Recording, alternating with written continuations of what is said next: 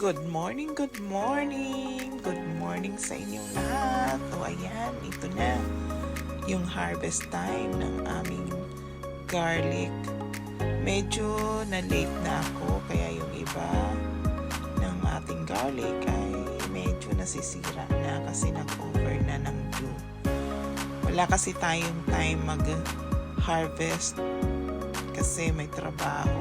Yung ibang part, in-harvest ko nung last week after work. Paunti-unti kong hinarvest yung doon sa dulo na 2 box. So itong side na to, yung pinakamaluwag, pinakamahaba na side, ang hinarvest ko ngayon. So ayan, natapos din. Grabe, nakakapagod pala ang mag-harvest. Sumakit yung balakang ko kakaupo. Pero it was fun. At iyan na nga po. Ayan na, malinis na yung side. Pwede na naman tayo mag-cultivate ng ground. Tapos, tataniman natin ng another kind of plants. Kasi it's summer, maraming pwedeng itanim. So, ayan na po.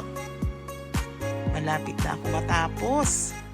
May patayo-tayo at hawak ng baywang na ako dyan.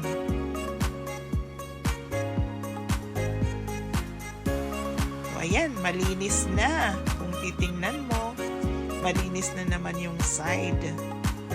So, ayan, zucchini yan na tinanim na ng brother ko. Inayos ko lang. Salamat sa inyong panunood.